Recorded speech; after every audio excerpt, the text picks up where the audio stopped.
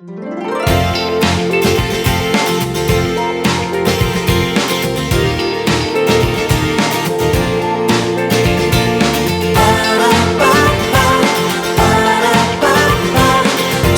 सवेरे पाकिस्तान।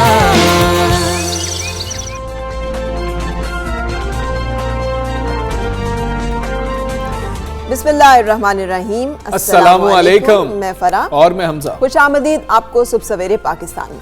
अरे आज का दिन तो बड़ा अहम है। बच्चे स्कूलों को जा रहे हैं, रश है सड़कों पर, और हम एक दफ़ा फिर से, जब एक तातुल आ गया था, अब फिर से ज़िंदगी की तरफ लौट आए हैं। जो पाबंदियाँ ज़्यादा सही लग गई थी वो काफ़ी जगहों से हटा ली गई। हाँ, तो अब इसका मतलब ये है कि एहतियात करनी बहुत ज़रूरी है। हाँ। पहले तो जो हम कर रहे थे उससे ज़रा डबल एहतियात करनी ज़रूरी है, इसलिए कि अब जो है इनकाउंटर भी ज़्यादा होगा, भी होगा, उसमें हमें मुनासिब फासले का ख्याल रखना, मास्क पहनना, हाथों को बार बार साफ करना नहीं भूलना। इसलिए कि बच्चे भी, जब स्कूल वाले तो कर ही रहे हैं SOPs का ख्याल, घर वालों को भी करना है कि जब वो घर वापस आए तो भी उन्हें SOPs के साथ ही वापस बुलाया जाए और एहतियात की जाए। और अब तक हमें सीख जाना चाहिए था वैसे कि हमने कोरोना में किस तरह से ज़िंदगी गुजारनी है। अब कोई बातें बताने वाली रह नहीं गई। लेकिन अगर आपको किसी बात पर एतराज़ है, किसी बात पर मुल्की हालात देखकर गुस्सा आता है, आपको लगता है कि महंगाई बहुत ज़्यादा हो गई है, आपको लगता है कि हुकूमत बहुत अच्छा काम कर रही है, अगर पॉजिटिव्स भी हैं, नेगेटिव्स भी हैं, तो आज आपके पास मौका है वज़ीर आज़म साहब से डायरेक्ट बात कर सकते हैं फ़ोन पे। 4 बजे वो आपकी कॉल्स लेंगे। बिल्कुल सही। तो जरूर कॉल कीजिएगा और जो भी आपकी राय है उससे मुत्तला कीजिएगा। सो एक नजर डालेंगे टॉप स्टोरीज पर।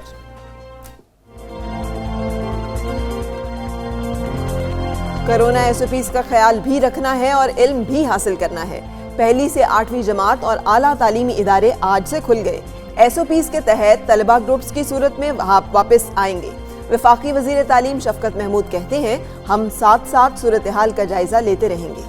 अल्लाह अल्लाह करके पाकिस्तानियों की भी बारी आ गई। कोरोना वैक्सीन के हवाले से असद उमर ने कौम को खुशखबरी सुना दी। कहते हैं कोवैक्स की जानिब से 1,70,00,000 वैक्सीन डोजेस फराहम का खत मिल गया है। वैक्सीन इसी माह से मिलना शुरू हो गई। 60 लाख वैक्सीन की डोजेस मार्च तक मिल जाएंगी। मुल्क में वैक्सीन लगाने की मुहिम शुरू करने की तैयारियां जारी।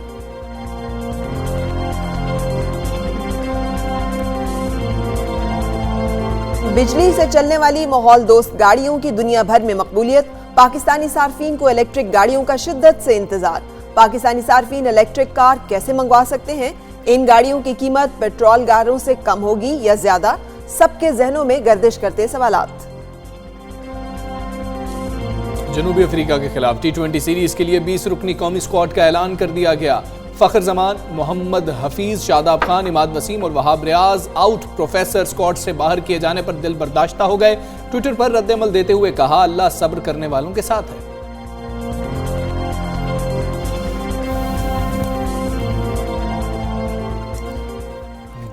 तो वही बात जिसका हम आपसे जिक्र कर रहे थे कि आज सुबह जब आ रही थी मैं, तो जाहिर है बहुत ज़्यादा रश था रोड के ऊपर। अंदाज़ा हो रहा था कि बच्चे भले खुशी से जा रहे हैं, भले वो मजबूरन जा रहे हैं, लेकिन जा रहे हैं स्कूल। और ये बड़ा ज़रूरी है कि ज़िंदगी जो है वो अपनी जिसे कहना चाहिए मामूल के ऊपर रवा दवा रहे। तालीम हासिल करने में बड़ा बहुत सारा जिसे कहना चाहिए नुकसान हो गया बच्चों का। सो वो भी पूरा करना बड़ा ज़रूरी है। सो एहतियात भी करनी है और इल्म भी हासिल करना है। बिल्कुल, अब ही असल जो है इम्तिहान शुरू हो गया। बच्चे जो बिल्कुल पढ़ाई से दूर, कहीं दूर हो चुके हुए थे, पढ़ने का दिल नहीं करता था, हम गेम्स खेलते थे, वापस पढ़ाई की तरफ आएंगे। छोटे बच्चों को तो मेरा ख्याल सब कुछ भूल गया होगा। मैं स्टूडेंट होता, बेशक मैट्रिक में क्यों ना होता, मैं तो सब कुछ भूल गया होता। बिल्कुल सही। तो पहली से 8वीं जमात तक और आला तालीमी इदारों में आज से तालीमी सरगर्मियां बहाल हो गई हैं। नोटिफिकेशन के मुताबिक SOPs के तहत तलबा ग्रुप्स की सूरत में हाजिर होंगे। आपको कैसा लगता है हमजा, अगर ग्रुप्स की सूरत में बुलाया जाए? समा मुझे ग्रुप्स वाला सिस्टम जो है अच्छा नहीं लग रहा, समझ नहीं आ रहा। मुझे अच्छा लगता है क्योंकि एक छुट्टी मिल रही है। ओह अच्छा, एक ही में तो 2-2 छुट्टियां मिल रही हैं। इसलिए कि अगर देखा जाए ना तो बच्चे जो है, जैसे मेरे घर में भी तो पीर और बुध को जाना है, और जी मंगल एंड जुमेरात एंड जुमा 3 दिन जो है वो ऑफ है। तो वो उससे भी मुझे समझ नहीं आ रही कि कैसे होगा। ये आप लोग भी यकीनी तौर पे इस कंफ्यूजन में होंगे कि बच्चे कैसे कवर जो है वो कर सकेंगे इन तमाम जो लैकिंग्स रह गई हुई हैं। लेकिन स्कूल्स की जानिब से इंतजामात मुकम्मल कर लिए गए हैं। इंतजामिया के साथ साथ वालिदैन की भी जिम्मेदारी है, जाहिर है कि वो भी ख्याल रखें, ना सिर्फ SOPs का बल्कि बच्चों की तालीम का भी। बिल्कुल ऐसे ही है, पेरेंट्स खुश हैं। मेरी कुछ पेरेंट्स से बात हुई है, वो ना खुश हैं कि चलें ठीक है, वापस पढ़ाई की तरफ जा रहे हैं, नुकसान बहुत ज़्यादा हो गया, फीस तो हम दे ही रहे थे, ये सारा मसला है। ऑनलाइन हमारे पास इतने सोर्सेज नहीं है कि बच्चों को पढ़ा सकें, एक ही वक्त में 2-2 3-3 बच्चे हैं, उनकी क्लासेज हैं, किस किस को हम जो है इस तरह का ऑनलाइन सिस्टम पे ला सकते हैं। लैपटॉप्स नहीं है, इतने मोबाइल्स नहीं है कि बच्चे तालीम हासिल कर सकें, ये मसाइल थे। हाँ हमजा, जो एक बहुत बड़ा मसला था ना वो ये था, बच्चे ज़ॉम्बीज़ बनते जा रहे थे, वो उठते ही नहीं थे, उनकी ज़िंदगी में डिसिप्लिन ही नहीं था। हाँ बहुत सारे घरों में आप जाके देख लें, सारी सारी रात जागना, आराम से उठना, लेट उठना, फिर उसकी वजह से जो ज़िंदगी में एक डिसिप्लिन लैक कर रहा है ना, वो तो मुसलसल हम देख रहे थे। लेकिन तालीमी सरगर्मियों की बहाली यकीनी तौर पर खुश आइंद है, और अल्लाह करे कि ज़िंदगी का इसी तरह से निज़ाम जो है वो रवा दवा रहे, और अल्लाह ताला हम सबको हिफाजत में रखे। हम बातचीत करेंगे कि स्कूल से क्या इंतज़ामात किए हैं। हमारे साथ chairman private school association Tariq Shah साहब मौजूद हैं। अस्सलाम वालेकुम तारिक शाह साहब, बहुत शुक्रिया आपने वक्त निकाला और हमें ज्वाइन किया। बताइएगा कि स्कूल खोल तो दिए गए, लेकिन जाहिर है कोरोना का खतरा अभी चला नहीं है, आज से तो वैक्सीन पहुंच रही है और उसका सिलसिला शुरू होगा, तो SOPs जो हैं उनके बारे में कुछ तफसीलन आगाह कीजिएगा ताकि फिर दोबारा स्कूल बंद करने की नौबत ना आए। जी बिल्कुल, देखें जो स्कूल्स हैं वो आज अल्हम्दुलिल्लाह 2 मंथ्स के बाद दोबारा से रीओपन हुए हैं, और हमें उम्मीद है कि आगे इसको क्लोजर की तरफ नहीं जाएंगे हम। लेकिन तालीम में जो लॉस हुआ है वो तो एक जगह है ही है, लेकिन हमें अब जो है वो सीरियसनेस के साथ प्रायोरिटी एजुकेशन को ज़रूर देनी चाहिए। जहाँ तक बात SOPs की है, देखिए SOPs के अंदर स्कूल्स पहले भी तैयार थे।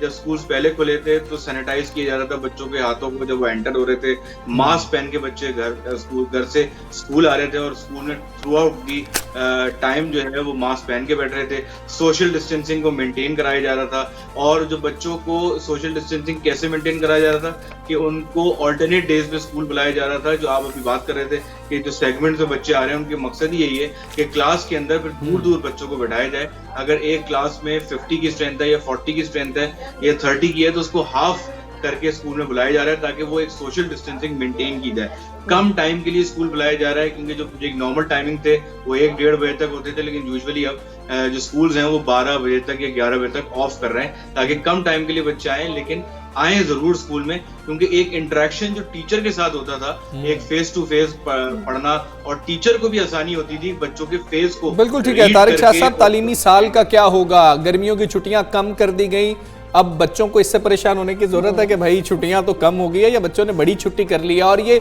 छुट्टियां कम करने से हम कितना इजाला कर सकेंगे जितनी देर स्कूल बंद रहे? देखिए छुट्टियां जो अभी मैं आपको वैसे बता दूं कि जो छुट्टियां हैं वो अब सिर्फ जुलाई के मंथ में होंगी। मतलब जो पहले जून एंड जुलाई होती थी, अब उनको जुलाई के मंथ में 1 मंथ की कर दी गई है। सेकेंडली जो है जो विंटर वेकेशन जो आगे जाके आएंगी वो 2 वीक्स की जगह 1 वीक कर दी गई है। इसके साथ साथ जो एकेडमिक सेशन है वो चलेगा जून तक, ताकि जो अब जो मिस्ड हुए हैं जो महीने हमारे वो हम कवर कर सकें, और फिर जो नया सेशन स्टार्ट होगा वो अगस्त से स्टार्ट होगा। बिल्कुल सही। तारिक साहब ये भी फरमाइएगा, मैंने देखा है बहुत सारी जगहों पे, क्योंकि बच्चों ने बहुत मिस किया है, हर पेरेंट जो है वो अफोर्ड नहीं कर सकता है कि ट्यूटर्स एंड ट्यूशंस लगाकर उस कमी को पूरा करें। स्कूल इस मामले में विजिलेंट हैं कि जिन बच्चों ने कैम्ब्रिज के इम्तहान देने हैं, O लेवल A लेवल के लिए अपेयर होना है, उनकी जो मिसिंग्स है उसको किसी तरह से पूरा करवाया जाए। ना सिर्फ ये कि जो रिवायती मंडे को आ जाए, बुध को आ जाए, और सेशन का कम टाइम करके स्कूल एक रिवायती तरीके से खुले, एक्चुअली कोशिश की जाए कि उन बच्चों को हेल्प आउट किया जाए। अगर उन्हें एडिशनल क्लासेस की जरूरत पड़े, इस बारे में भी कुछ स्कूल के दरमियान पॉलिसी या कोई एक राय जो है मौजूद है? जी बिल्कुल, देखें इसको कंसिडर किया जाएगा, क्योंकि आपने लास्ट टाइम भी देखा होगा कि एग्जाम्स पोस्टपोन हुए, ये जो रिजल्ट आया तो कैम्ब्रिज ने भी अब कंट्री टू कंट्री पॉलिसीज बनानी शुरू कर दी हैं, और हमारा अभी भी यही है कि जो बोर्ड एग्जाम जिनके होने, जो 10th 11th के जो स्टूडेंट्स होते हैं और जो A लेवल्स के जो होते हैं A1 एंड A2, उन सब को जो है वो ऑब्वियसली स्कूल्स को अपने टारगेट सेट करने पड़ेंगे कि किस तरह बच्चों को सिलेबस कवर कराना है। लेकिन जहाँ तक मेरी नॉलेज है, गवर्नमेंट ऑफ पाकिस्तान ने भी जो है वो कैम्ब्रिज बोर्ड से रब्ता किया है कि जो एकेडमिक कैलेंडर है बच्चों का वो उसी तरफ से डिजाइन किया जाए, क्योंकि यहाँ पे लॉकडाउन ज्यादा रहा है। बिल्कुल ठीक है। तो आपके ख्याल में फिर इसका मतलब डिले हो सकते हैं कैम्ब्रिज के एग्जाम्स, मई जून से आगे जा सकते हैं?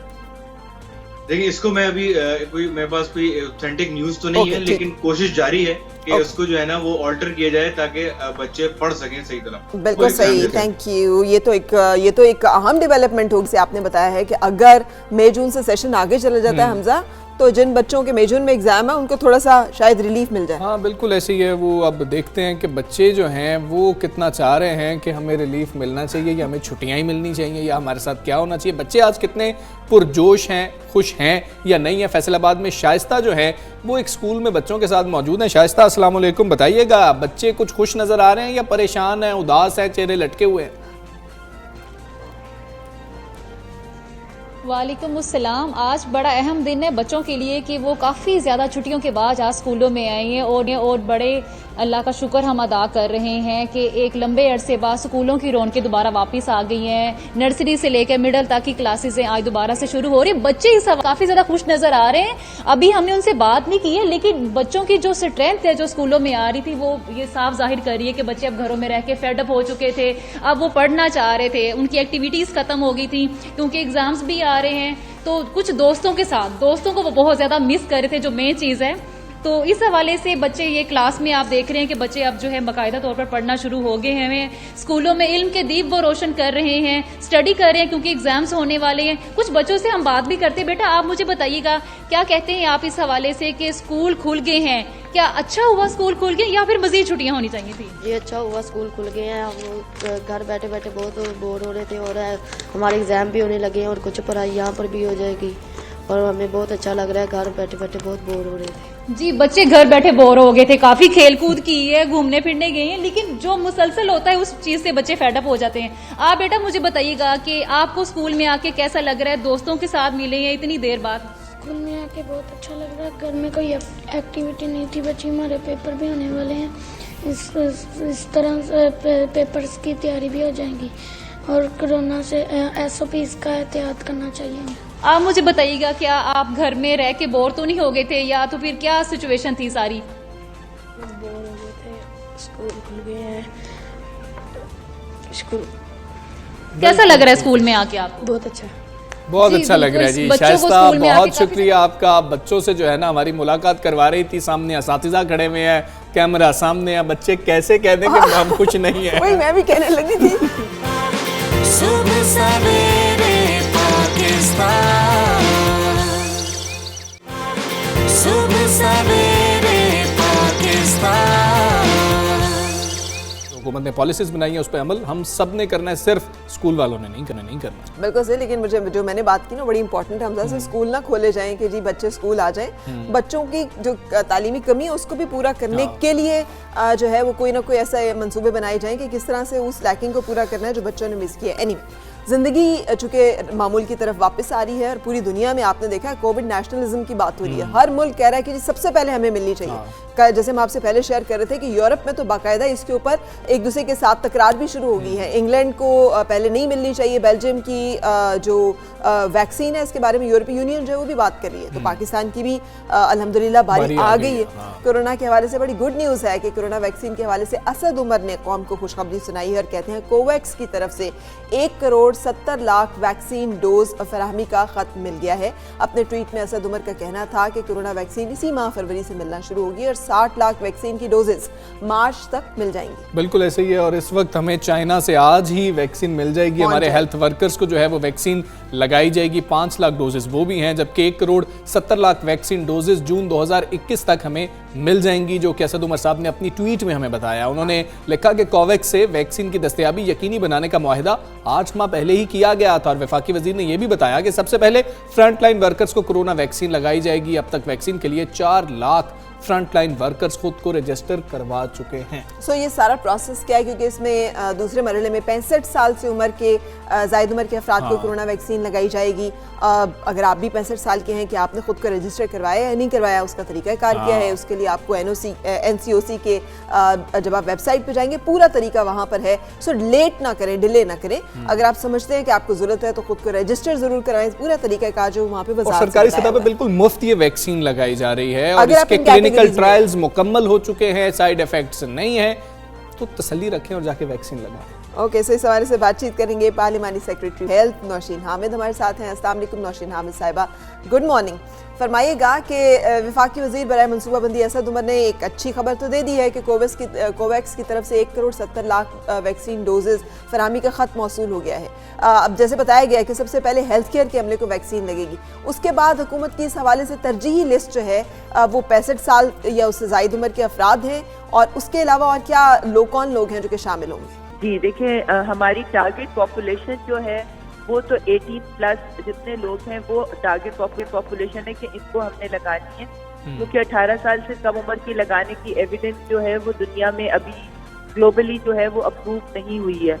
तो 18 साल से अबव जो लोग हैं इनकी पॉपुलेशन को प्रायोरिटाइज किया गया, जैसा कि आप खुद भी अभी बता रही थी कि जो front line health care workers हैं, जिसमें डॉक्टर्स भी हैं, नर्सेज भी हैं, पैरामेडिक्स हैं, वो टेक्नीशियंस हैं जो कि वेंटिलेटर्स और दूसरी चीज़ों को हैंडल करते हैं। उसके अलावा वो एम्बुलेंस ड्राइवर्स जो कि कोरोना पेशेंट को कम्यूट करते हैं, ये सारे हमारी फर्स्ट प्रायोरिटी है कि हमने पहले अपनी इस पॉपुलेशन को सेव करना है।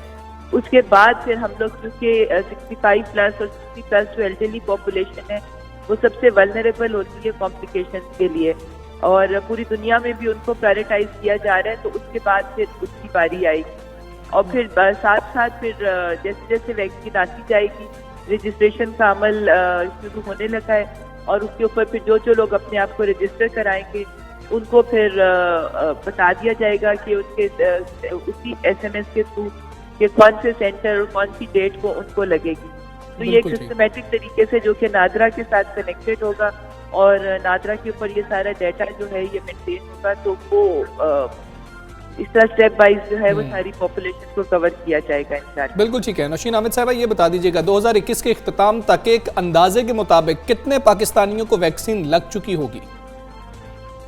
देखिए, हमारा कोशिश तो ये है कि हम ज़्यादा से ज़्यादा लोगों तक पहुँचें, मगर ये कि हमारी तकरीबन जो 200 मिलियन पॉपुलेशन है उसमें से 100 मिलियन तो हमारी 18 ईयर्स से नीचे की है, बाकी 100 मिलियन बचती है, उसमें से 70 मिलियन को तो लगाना इसलिए ज़रूरी है कि हर्ड इम्यूनिटी तभी हम लोग अचीव कर सकते हैं। तो हमारा टारगेट यही है कि हम हर्ड इम्यूनिटी को अचीव कर लें। बिल्कुल सही। नौशीन आमिद साहिबा, भारत जो है वो वैक्सीन बरामद करने वाला एक बड़ा मुल्क है। अब बहुत सारे अपने हमसाया ममालिक को जो है वो वैक्सीन इस वक्त प्रोवाइड भी कर रहा है। जो ऑक्सफर्ड की ऑस्ट्राजेनिका है उसका लाइसेंस हासिल करके उन्होंने उसे भी लोकली मैन्युफैक्चर किया, एक लोकल और भी उन्होंने खुद से बनाई है। तो आपके ख्याल में पाकिस्तान भारत से इम्पोर्ट करने के बारे में भी सोच रहा है वैक्सीन, कोरोना वैक्सीन? इस वक्त तो देखिए जी, कोई ऐसी प्रपोजल अंडर कंसिडरेशन नहीं है। हम लोगों का ये चाइनीज ये जो साइनोफार्म है उसके साथ हमारी बातचीत हुई है। उसके अलावा कैंसिनो बायो जिसके ट्रायल्स पाकिस्तान में मुकम्मल हो चुके हैं, और आने वाले 10-15 दिन में मैं समझती हूँ कि उनके रिजल्ट आ जाएंगे, तो उसकी भी एक बहुत बड़ी तादाद, शायद 10 ऑफ मिलियंस में उसकी तादाद भी हमारे पास आनी शुरू हो जाएगी। और कोवैक्स का प्लेटफॉर्म तो हमारे पास है ही, जिसमें हमारी 20% पॉपुलेशन को प्रोवाइड करनी है। तो मैं समझती हूँ कि ये सोर्सेज काफ़ी हैं, और उसके अलावा भी हम 2-1 कंपनीज और से भी राब्ते में हैं। रशियन कंपनी की भी अप्रूवल होने जा रही है, रैब के पास उसका केस मौजूद है। तो फिलहाल कोई ऐसी जरूरत नहीं लग रही, मगर फ्यूचर का भी मैं कह नहीं सकती। ठीक है नौशीन आमिद साहिबा, एक तासुर ये दिया जा रहा है अपोजिशन की जानिब से भी, और कुछ हल्के ऐसे मौजूद हैं जो कह रहे हैं कि हुकूमत चाह रही है कि हमें तो मुफ्त में वैक्सीन मिल जाए ताकि हम अपने लोगों को लगा सकें। ये तासुर कितना दुरुस्त है? इसी वजह से कह रहे हैं ताखीर हो रही है, सारी दुनिया वैक्सीन की तरफ चलेगी, पाकिस्तान तो पीछे इसलिए रह गया क्योंकि हम मुफ्त की वैक्सीन ढूंढ रहे हैं। बिल्कुल ऐसी बात नहीं है जी। पाकिस्तान 150 मिलियन डॉलर्स जो है वो आज से काफी दिन पहले जो है वो सीसी ने अप्रूव कर दिया था, और वो बजट एलोकेट हो गया हुआ है। ये आपके इल्म में है कि जो अमीर ममालिक थे उन्होंने चूंकि ट्रायल्स के अंदर इन्वेस्ट किया था, और किसी भी ये जो वैक्सीन की जो प्रोडक्शन कंपनीज है उनके जब ट्रायल्स हो रहे थे तो उन लोगों ने उसमें इन्वेस्ट की थी बड़ी हैवी अमाउंट, इसलिए उनको पहले वैक्सीन जल्दी मिल गई है। मगर इसका ये मतलब नहीं कि पाकिस्तान को नहीं मिलेगी। हम लोग भी मुसलसल बातचीत में हैं, और हमारी ये जो परचेज की और बुकिंग की भी फाइनल मराहिल में बातचीत चल रही है, निगोशिएशन चल रही है। तो उन जराए से भी इंशाल्लाह ताला वैक्सीन हमारे पास आ जाए। नौशीन हामिद साहब, अभी हम जिक्र कर रहे थे कि यूरोपीय यूनियन जो है वो तो इंग्लैंड को पहले बेल्जियम की तरफ से फराहमी के ऊपर भी मतलब है कि उन्होंने एहतजाज किया कि ये क्यों है कि आप तरजीह जो है इंग्लैंड को दें, यूके को दें, पूरे यूरोपीय यूनियन को मिलनी चाहिए। तो मुल्कों में तो वैक्सीन नेशनलिज्म की ये सूरत हाल है। कोवैक्स प्रोग्राम जो है, जो WHO का है, जैसे आपने खुद बताया कि 20% पॉपुलेशन को वो कवर करेगा। जिन पैसों की आप बात करें हैं $150 मिलियन, अगर इनका अभी जो वैक्सीन की इस वक्त जो प्राइसेस हैं ये 0.2% पॉपुलेशन के लिए काफ़ी है। हर्ड इम्यूनिटी के लिए 70% पॉपुलेशन को वैक्सीन लगना ज़रूरी है। तो ये 70% का टारगेट जो है कैसे पूरा होगा? लोगों को खुद प्राइवेट सेक्टर के जरिए से महंगी वैक्सीन खरीद के लगवानी पड़ेगी? नहीं जी, देखिए पाकिस्तान, ये तो एक इनिशियल बजट एलोकेट हुआ है, मजीद और भी जैसे जैसे परचेज होती जाएगी मजीद बजट भी एलोकेट होते रहेंगे। मगर पाकिस्तान, मैंने आपको बताया, मल्टीपल जराए से वैक्सीन हासिल करने की कोशिश कर रहा था, जिसमें से कुछ चैनल्स जो हैं वो खुल गए हैं और बाकी चैनल्स जो परचेज के हैं वो भी खुल जाएंगे और मजीद बजट भी एलोकेट होगा। इसके अलावा प्राइवेट सेक्टर को अलाउ तो किया गया है कि वो अपनी इंस्टीट्यूशनल परचेज कर सकते हैं, कि अगर कोई प्राइवेट हॉस्पिटल है वो अपने हेल्थ केयर वर्कर्स के लिए मंगवाना चाहता है या कोई और ऑर्गेनाइजेशन है वो अपने लिए मंगवाना चाहती है। मगर अभी प्राइवेट सेक्टर को भी वैक्सीन मंगवाने में थोड़ा सा टाइम लगेगा। ये थोड़ा सा 2-4 महीने का प्रोसेस उनको भी लग जाएगा, उनकी भी इतनी जल्दी नहीं मिल सकेगी क्योंकि जो सिचुएशन इस वक्त दुनिया में। बिल्कुल ठीक है नौशीन हामिद साहिबा, जो मैं तो बहुत ज़्यादा कंसर्न हूँ, गवर्नमेंट भी यकीनन बहुत ज़्यादा कंसर्न होगी इस मामले पे कि लोग क्या वैक्सीन लगवाने को तैयार भी होंगे या नहीं होंगे। हमारा मसला ये है कि अगर हमारे वज़ीर आज़म साहब वैक्सीन लगवा लेंगे तो कहेंगे देखें जी इन्होंने सबसे पहले वैक्सीन लगवा ली, अपनी जान की इनको परवाह है, और अगर नहीं लगवाएंगे तो लोग ये कहेंगे कि वज़ीर आज़म ने खुद नहीं लगवाई है तो हम कैसे लगवा लें, इसके अंदर ज़रूर कोई मसला है। तो कोई स्ट्रेटेजी गवर्नमेंट ने सोच रखी है कि लोगों को किस तरह कायल करना है कि लगवाएं वैक्सीन? कुछ नहीं होगा, अल्लाह खैर करेगा। हाँ जी, बिल्कुल इसके अंदर आपकी बात दुरुस्त है। पोलियो की तरह इस वैक्सीन के लिए भी रेजिस्टेंस आएगी। बहुत से लोगों का इस वैक्सीन के ऊपर अभी फेथ नहीं है, क्योंकि हम लोग तो जनरल पब्लिक को मिलते हैं, बातचीत करते हैं, बहुत से लोग जो हैं वो इसको लगवाने को तैयार नहीं है। मगर वंस हमारे पास इनफ वैक्सीन आ जाए, क्योंकि अभी तो हमारे पास इतने वॉलंटियर्स रजिस्टर हो चुके हुए हैं हेल्थ केयर वर्कर्स के कि अभी हमें कुछ हफ्ते उनको देने में लग जाएगी। जब हमारे पास और मिकदार में आ जाएगी कि जब हमने जनरल पॉपुलेशन के पास जाना है और जब रजिस्टर्ड लोग जो है उनको पहले लग जाए, तो उसके बाद फिर इंशाल्लाह ताला बाकियों को भी कन्विंस किया जाएगा, अवेयरनेस कैंपेन भी चलेंगे और ज़ाहिर प्राइम मिनिस्टर और तमाम क़यादत की तरफ से मैसेजेस भी जाएंगे। बिल्कुल ठीक है डॉक्टर नौशीन हामिद साहिबा, बहुत शुक्रिया आपका। पार्लिमानी सेक्रेटरी हमारे साथ मौजूद थी। और कोरोना वैक्सीन आज पहुंच जाएगी चाइना से और हेल्थ वर्कर्स को लगनी शुरू हो जाएगी। अल्हम्दुलिल्लाह हम इस फेज़ में आ गए हैं, पाकिस्तान इस फेज़ में आ गया है कि अब हम वैक्सीन हासिल करने वाले मुल्क में शामिल हो। हाँ, वैक्सीन हासिल करने वाले मुल्क में शामिल हो गए। हमें खुशी उस दिन मनानी चाहिए जिस दिन हम वैक्सीन बनाने वाले मुल्क में शामिल हो जाए। ये बहुत जरूरी हमारे यहाँ मतलब मैंने लिखा भी है इस पे 1000 में से 999 नंबर FSC में हम ले लेते हैं, लेकिन वो नंबर लेके हम करते क्या हैं? उसके बाद अगर हमारी प्रोडक्टिविटी नहीं है तो इतने जीनियस बच्चे वो कौन से सिस्टम में आते हैं कि जिसके बाद ना वो कोई हमारे साइंस एंड तरक्की की फील्ड में कोई हमें वैक्सीन मिलती है, ना कोई टेक्नोलॉजी मिलती है, ना कुछ और। प्लेटफॉर्म होना भी बहुत जरूरी है। वैसे तो मुझे आज तक ये समझ नहीं आई कि इतने नंबर आ कैसे जाते हैं कि सिर्फ एक नंबर कट जाता है। खैर हम एक ब्रेक लेते हैं, ब्रेक के बाद आपसे फिर मिलते हैं। सुबह सवेरे पाकिस्तान, सुबह सवेरे पाकिस्तान। पेट्रोल तो खैर फरा महंगा हुआ है, आज टैंकियां फुल करवाते हुए लोगों को समझ लग जाएगी कि जी के पेट्रोल महंगा हुआ है, लेकिन उसका हल है कि आप इलेक्ट्रिक गाड़ियों की तरफ चले जाएं। अच्छा, रात को ना अचानक मैंने देखा कि पेट्रोल पंप्स में लंबी लंबी लाइनें लगना शुरू हुई। मुझे समझ नहीं आ रहा था कि ये क्या हो गया अचानक, सब लोग इतने लोग क्या।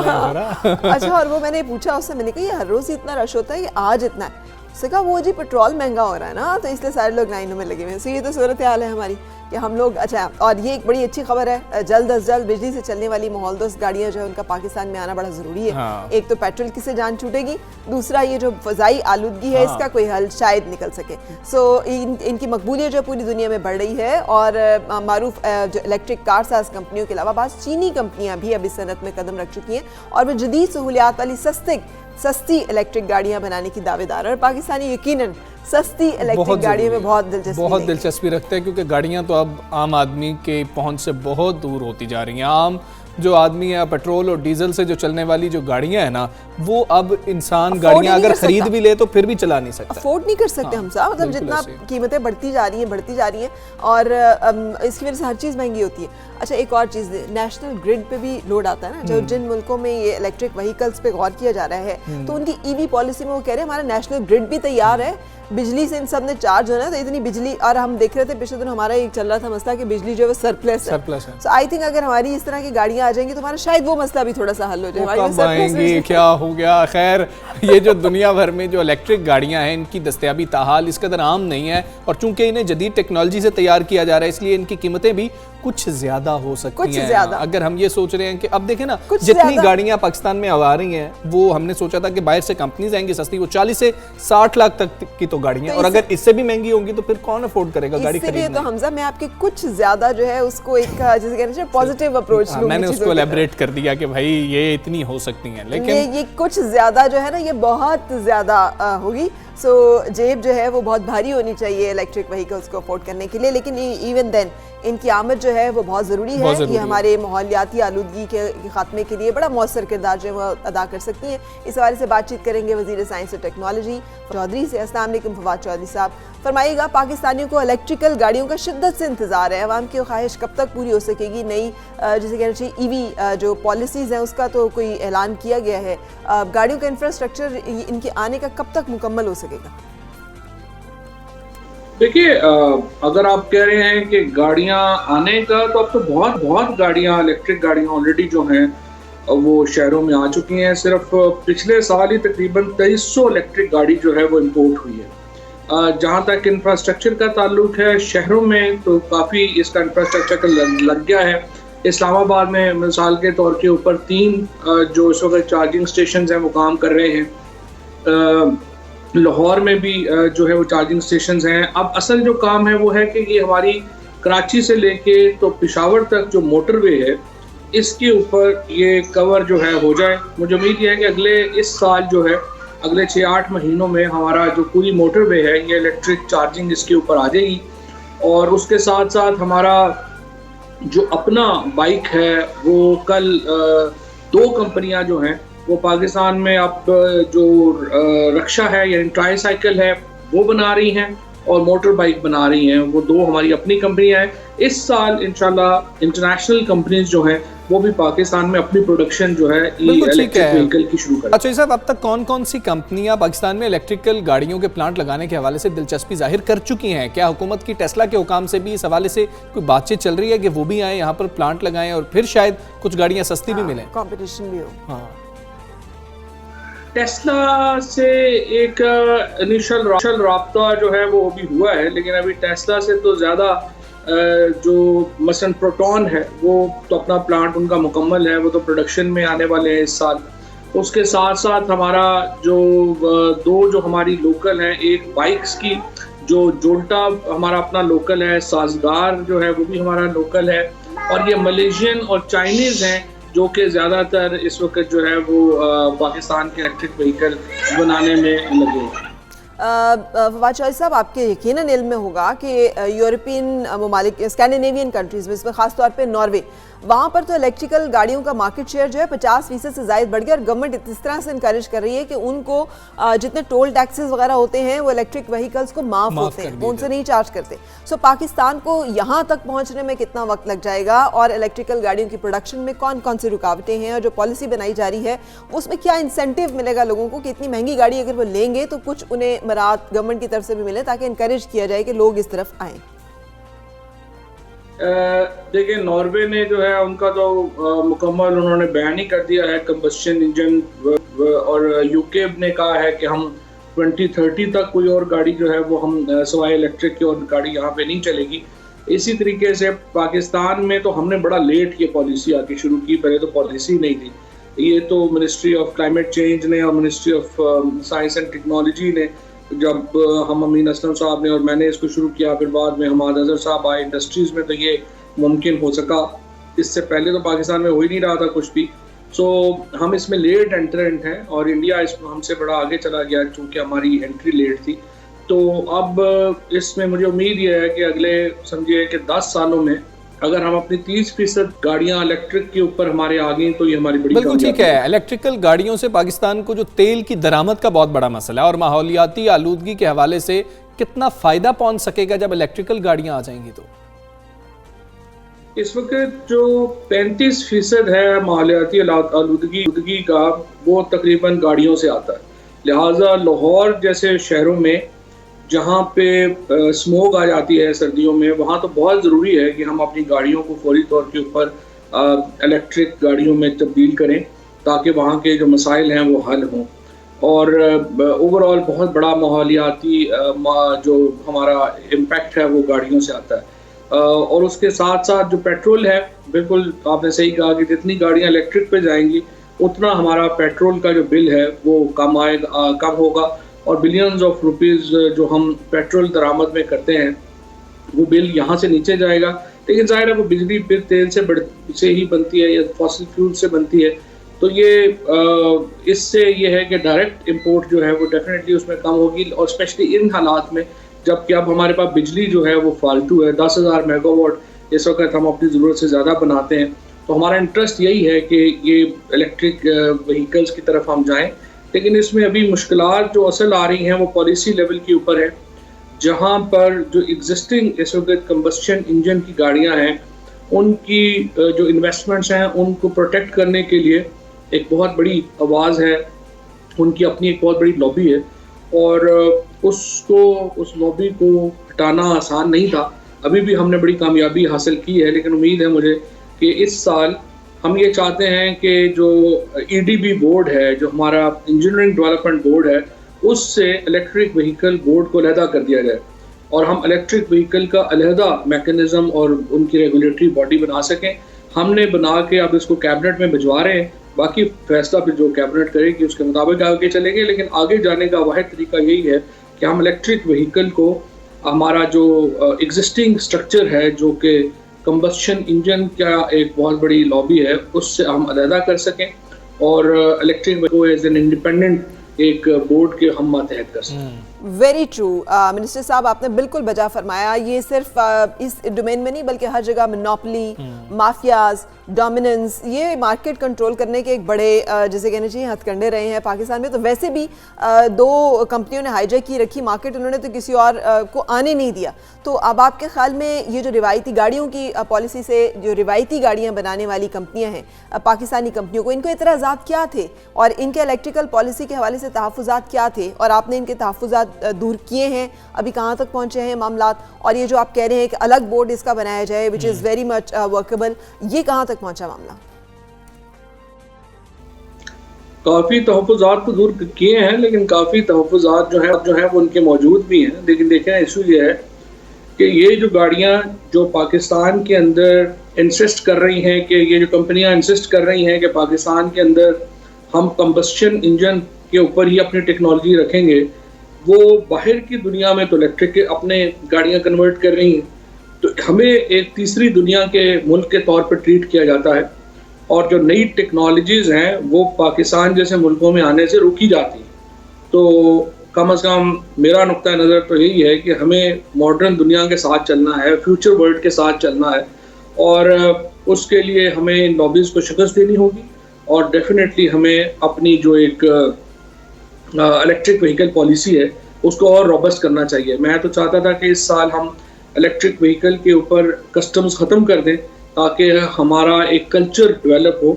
लोगों को ज़रा गाड़ियाँ लेंगे तो यकीन आएगा कि ये गाड़ियाँ कामयाब हैं, और दूसरा ये कि फिर हमारा एक चार्जिंग स्ट्रक्चर और बाकी जो मैकेनिक्स हैं या उनका जो बाकी हमारा एक उससे जुड़ा हुआ मामला है वो सारा मुकम्मल हो जाए, फिर यहाँ पे बननी शुरू होंगी। सो हमें एक्चुअली तो मेरी रिकमेंडेशन तो ये है कस्टम्स फ्री कर देना चाहिए। बिल्कुल ठीक है, कस्टम फ्री कर देना चाहिए। बहुत ज़बरदस्त बात है, बहुत ज़बरदस्त बात है, क्योंकि हमें तो कीमत का मसला सुबह सवेरे पाकिस्तान, सुबह सवेरे पाकिस्तान। हमें एक और चीज़ पर भी सोचने की ज़रूरत है, वो है T20 सीरीज़ के लिए जो हमने टीम सेलेक्ट कर ली है। सोचने की क्या ज़रूरत है, अब तो हमें जीतने की आदत हो गई है हमजा, अब तो हम इंशाल्लाह जीतेंगे।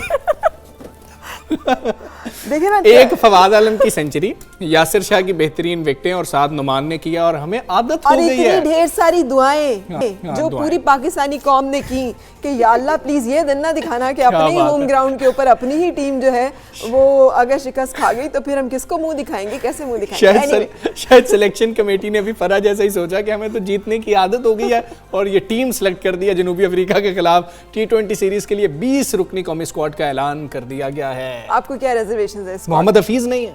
अच्छा, और आप देखें, छक्का मारा न्यूजीलैंड के खिलाफ, 99 नॉट आउट रहे। न्यूजीलैंड में और अच्छा खेला कौन था? मोहम्मद हफीज को नहीं रखा, और वो दिल बर्दाश्ता भी हैं। उन्होंने ट्वीट भी किया, उन्होंने कहा अल्लाह सब्र करने वालों के साथ है। ये हालात आ गए हैं। आपने मोहम्मद आमिर के साथ क्या किया? आप शोएब मलिक की कमी हमें कितनी महसूस हुई न्यूजीलैंड में, और अब आपने मोहम्मद हफीज को भी ड्रॉप कर दिया। बिल्कुल सही। सो बदनाम जो होंगे तो क्या नाम ना होगा? आप डिस्कस कर रहे हैं ना पाकिस्तान क्रिकेट बोर्ड की पॉलिसीज को। सो बहुत ज़्यादा अंडर डिस्कशन है। डेफिनेटली ये जो T20 का स्क्वाड जो ऐलान किया गया है इसके बारे में मुख्तलिफ राय आ रही हैं, लेकिन याद रहे कि ये मुख्तलिफ राय हमें टेस्ट टीम के जो स्क्वाड था उसके बारे में भी आ रही थी, और फिर जब जीत हो गई थी तो फिर सब चुप कर गए थे कि जब तक जब all is well that ends well. So let's hope कि हमारे जो एतराज़ात हैं वो अपनी जगह, लेकिन हमारी दुआएं अपनी टीम के लिए अपनी जगह। सो हम साबिक टेस्ट क्रिकेटर से बात करेंगे। उमर गुल साहब हमारे साथ हैं, क्या पूछना चाहेंगे इनसे? गुल साहब अस्सलाम वालेकुम, गुड मॉर्निंग। जो T20 स्क्वाड सामने आया है उसके बाद बहुत ज़्यादा जो है तनकीद भी हो रही है कि हमारे पास तो हार्ड हिटिंग बल्लेबाज की ज़रूरत थी, मिडिल ऑर्डर बड़ा वीक रह गया। हम आजम खान के साथ क्यों नहीं गए? आजम खान की बहुत ज़्यादा बात हो रही थी, होम ग्राउंड था, मौका दे दिया जाता। क्या विकेट कीपर थे इसलिए शामिल नहीं किया कि रिजवान तो हैं? देखिए, मेरे ख्याल से आज़म जिस तरह परफॉर्म कर रहा है अभी, जो डिफरेंट लीग में परफॉर्म कर रहा है, PSL में परफॉर्म कर रहा है, तो मेरे ख्याल से बड़ा एक अच्छा पर्सपेक्टिव है पाकिस्तान के लिए, पाकिस्तान क्रिकेट के लिए।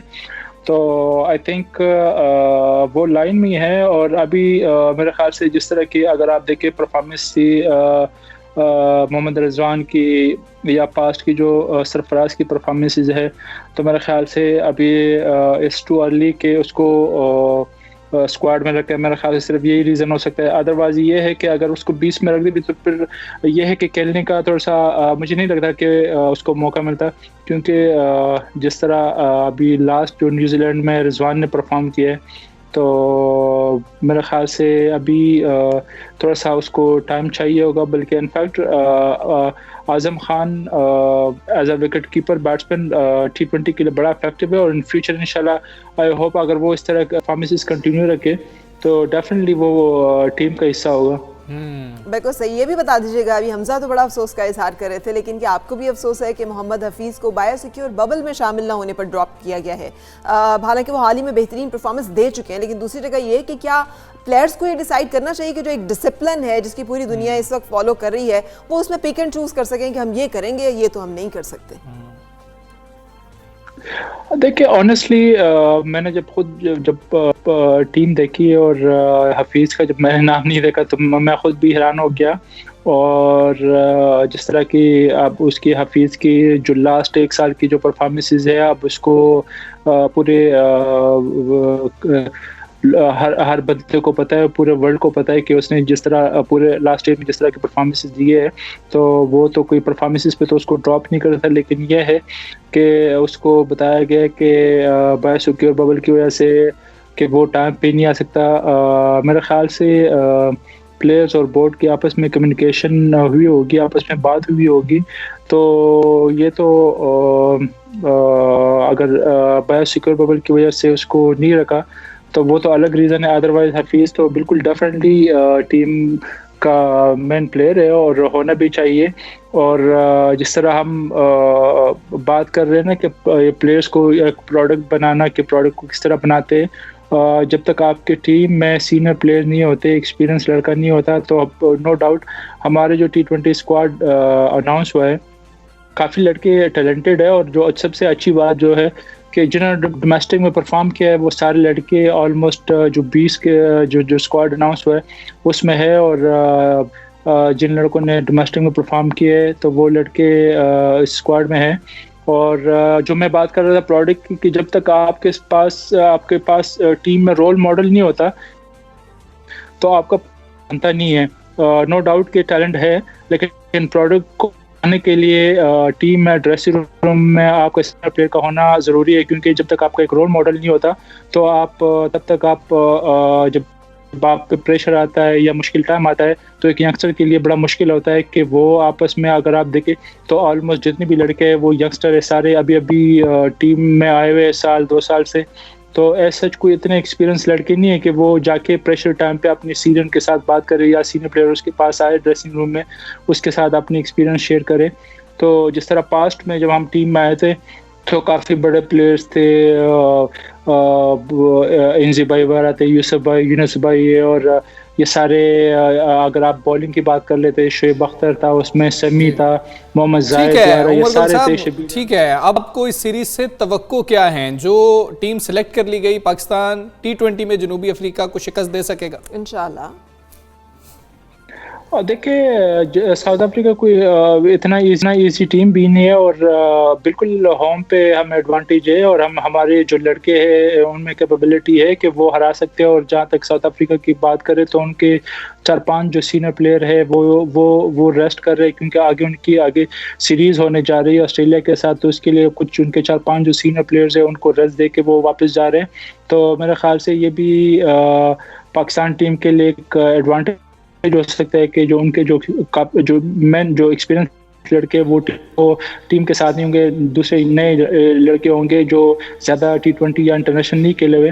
तो मेरे ख्याल से एक्सपेक्टेशन तो यही है पाकिस्तान टीम से, ये इनको इजीली जीतना चाहिए T20 सीरीज। उमर गुल साहब, बहुत शुक्रिया आपका। सबसे पहले पाकिस्तान से एक टाइम था हमारे पास गूगली, यॉर्कर, सब कुछ था, दूसरे तीसरे, तो अब भी हमारे पास जरूरी है। वैसे आपको याद है वो गाना, हम हैं पाकिस्तानी, हम तो जीतेंगे भाई जीतेंगे। इसी के साथ हम ब्रेक पे चलते हैं और इंशाल्लाह जीतेंगे।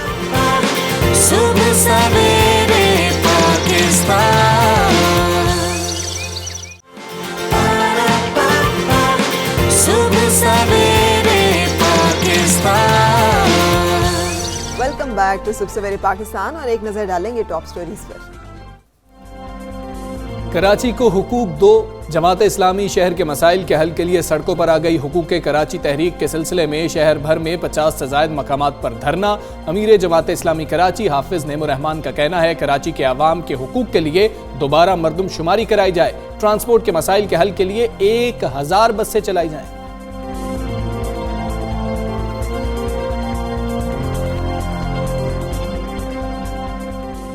हुकूमत अवाम की रगों से खून निचोड़ने से बाज ना आई। पहले अवाम पर बिजली गिराई गई, अब पेट्रोल बम गिरा दिया गया। पेट्रोल की कीमत में 2 रुपए 70 पैसे फी लीटर इजाफा कर दिया गया।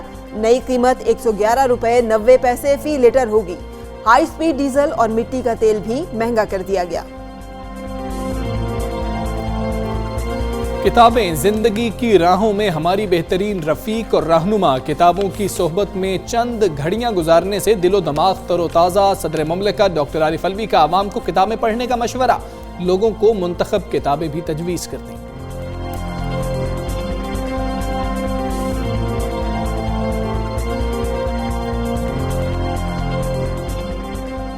जी, टॉप स्टोरीज आपने जानी है। कराची को हुकूक दो, ये आपका भी नारा है, हमारा भी नारा है, और हर पाकिस्तानी का नारा है, हर कराची में रहने वाले का नारा है। हर पाकिस्तानी ज्यादा बेहतर है, इसलिए कि कराची जो है ना, उसके हालात देख के दिल खून के आंसू होता है, ये जिसे और पूरे पाकिस्तान से लोग कराची में। और हमारा ये बहुत खूबसूरत शहर जिसमें हमें बड़ा फख्र है, बड़ा नाज है। हम उसकी तमाम जो पार्टिसिपेशन है मुल्क की इकॉनमी में, कल्चर में, उससे ज़्यादा वहाँ पे जो जिस तरह से हम कह रहे हैं कि मुख्तलिफ सूबाइयत, इलाकाइयत, लसानियत, मुख्तलिफ लोग जो है मिलजुल के रहते हैं, सो हमें अपने शहर से बड़ा प्यार है। अब जमात इस्लामी जो है रोशनियों के शहर के मसाइल हल करने के लिए सड़कों पर आ गई है। हुकूक कराची तहरीक के सिलसिले में शहर भर में 50 से ज़ायद मकामात पर धरना दिया गया है। अमीर जमात इस्लामी कराची हाफिज नेमुर रहमान ने धरनों से खिताब करते हुए मुतालबा किया कि कराची के 3 करोड़ अवाम को उनका कानूनी हक देने और शहर के संगीन मसाइल के हल के लिए शहर में दोबारा मरदमशुमारी कराई जाए। बिल्कुल ऐसे ही है। और ये हुकूक कराची जो तहरीक है ये क्या है, ये जानेंगे। हाफिज नेमुर रहमान साहब अमीर जमात कराची हमारे साथ मौजूद है। हाफिज नेम साहब, अस्सलाम वालेकुम, गुड मॉर्निंग। हुकूक कराची तहरीक, कौन से हुकूक चाहिए कराची को और जमात इस्लामी किस तरह से लेके दे सकती है? आपने तो वैसे जो इब्तदाई गुफ्तगू की है उसमें अच्छा खासा अहाता हुआ है कि इस वक्त शहर कराची, जो कराची का समझ लें कि मिनी पाकिस्तान, ये पाकिस्तान का जो है ना एक ऐसा शहर है जो मिनी पाकिस्तान है, तमाम लोग इसमें रहते हैं, इंडस्ट्रियल हब है, मईशत का पहिया चलाता है, 54% एक्सपोर्ट जो है, जिस पर एक्सपोर्ट पर हमारे हुक्मरान कहते हैं कि हमारी एक्सपोर्ट बढ़ रही है, वो कराची से इन हालात में भी बढ़ रही है। ठीक है ना, 54% पाकिस्तान की एक्सपोर्ट कराची से हुई है। 41% इनकम टैक्स दिया है कराची ने, बाकी पूरे मुल्क ने 59% दिया है। 67% रेवेन्यू जनरेट करता है ये शहर।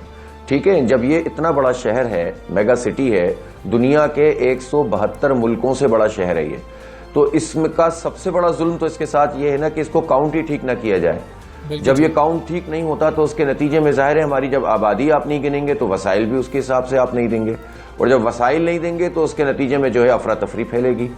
अच्छा, फिर उसके बाद ये दूसरी बात ये है कि इसके नतीजे हमारी नुमाइंदगी का मसला होता है। सिंध असम्बली में हमारी नुमाइंदगी कम होती है, कौमी असम्बली में नुमाइंदगी कम होती है, फंड्स जो होते हैं बल्दियाती उसी हिसाब से जो है वो कम मिलते हैं।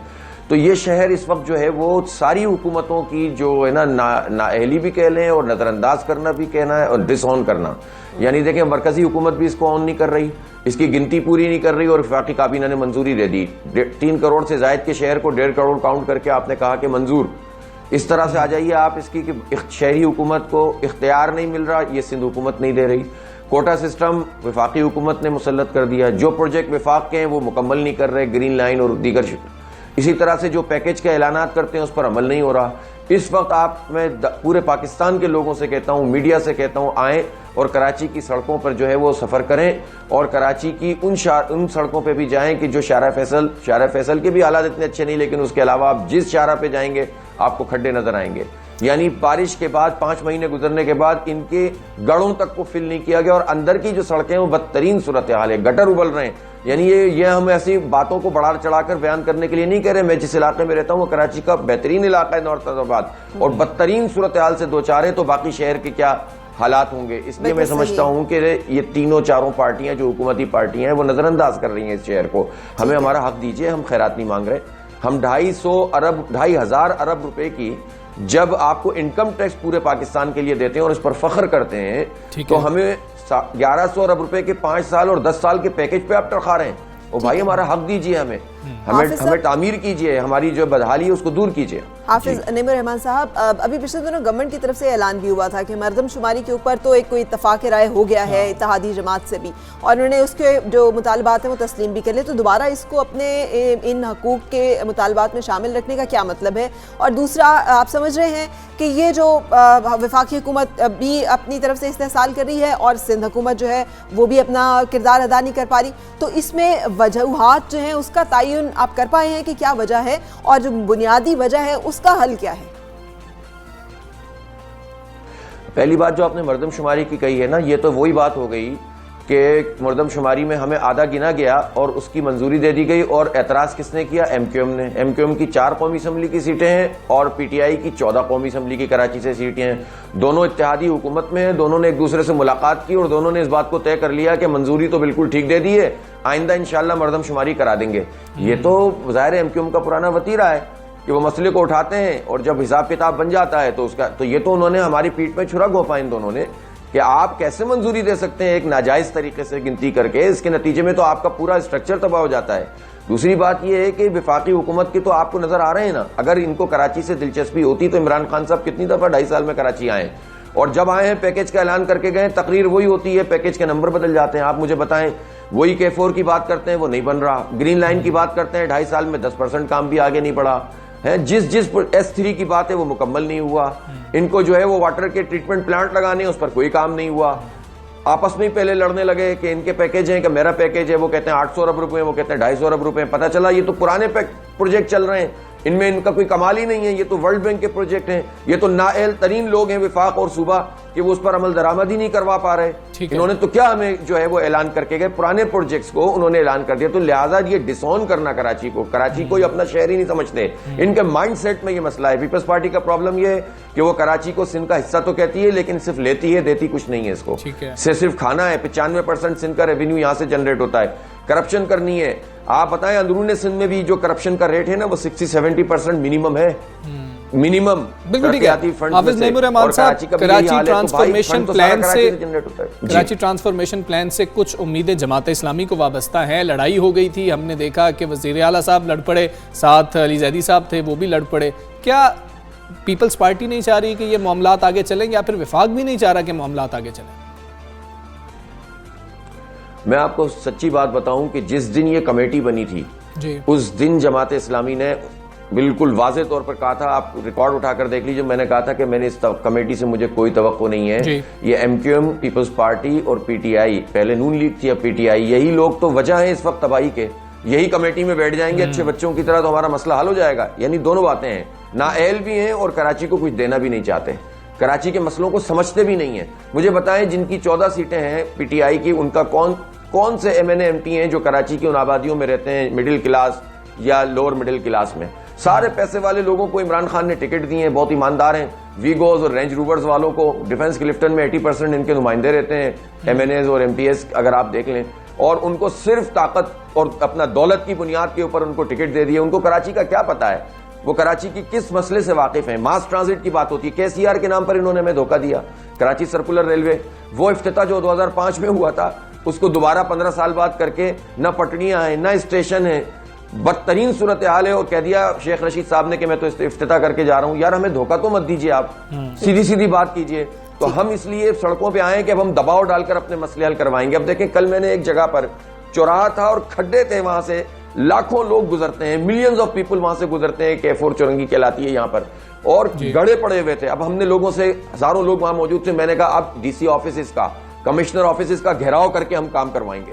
28 फरवरी को हमने कराची के लिए बहुत बड़ी रैली गवर्नर हाउस तक हम लेके जाएंगे, कायदाबाद से गवर्नर हाउस।